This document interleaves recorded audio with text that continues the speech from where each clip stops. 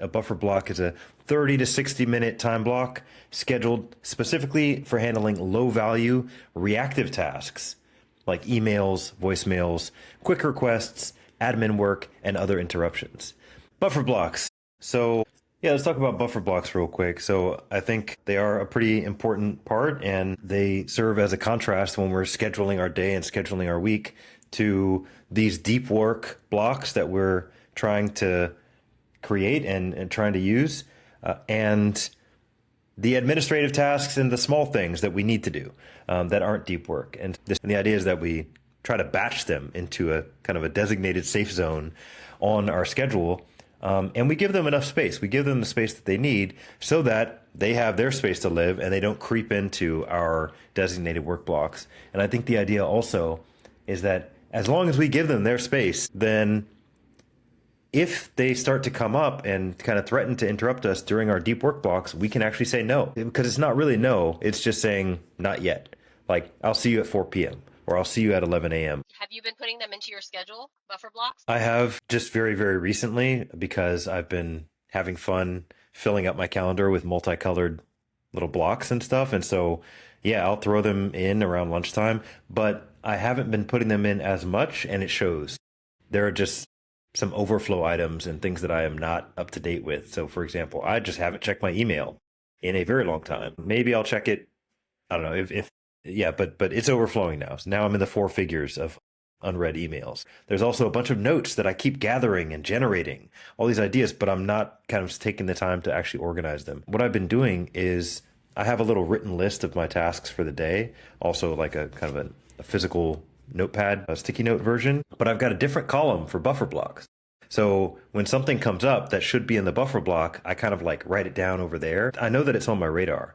And so it feels good to put it over there. And then when that time shows up on the calendar, or whether it's on the calendar or not, whenever I say, now it's my time for admin time, I know the things that I need to do. The way that I've seen buffer blocks show up for me this quarter, setting aside that item that pops up. So when I'm working on my 12-week year productive time, I've put it in my calendar. Okay, I need to, be performing during this time. Okay, I'm being productive. I'm actually working on something, which makes me want to work on other productive things like checking my emails or getting back to people or checking voicemails or whatever it is. We used to use this technique called Pomodoro. If you remember, you sent me like a timer and everything, and I would have this app. You work for 20-25 minutes, and then you have the 5-minute break, and then you work for 25 minutes, and then it turns out you actually get everything knocked out in like 20-25 minutes because you're working so focused in that way.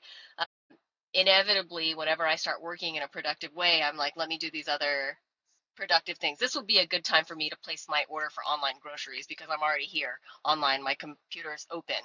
This would be a good time for me to go on Amazon and look for that supplement that I wanted to buy because shopping is a good productive thing I should be doing instead of this task that I'm doing. So the way that it's shown up for me this quarter is that I have, that big artist that I take all my notes on. So on the side, I have my 12-week year and all the tactics and strategies that I'm doing there.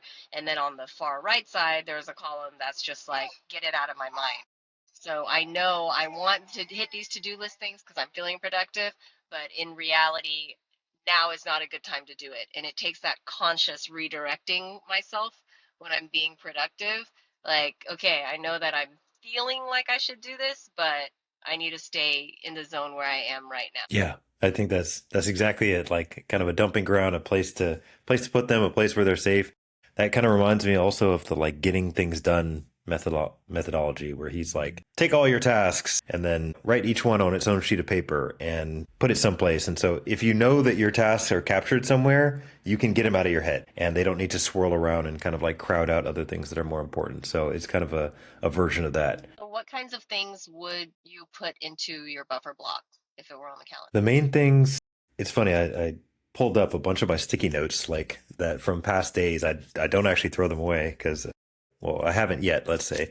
And I was going through there like, okay, which ones, what have I been putting on my buffer block? A lot of it is reviewing notes. A lot of it is text messaging because I am not a natural responder. So primarily it's getting back to people and organizing my own notes, minor notifications that have come up that need to be taken care of, financial stuff. So I think those are the main ones. How about you? Cleaning. whenever I start working, I want to start clearing off my desk or organizing my, throwing away pens that don't have ink, or, scanning off paperwork and making sure it's in the computer digitally so I can get rid of the paper. Just little admin things like that that suddenly become critically important when I start working. So clearing space. That is another one I end up doing is closing a bunch of open browser tabs because I have a big glorious desktop computer with three huge screens, and you can just accumulate unlimited tasks or unlimited browser tabs.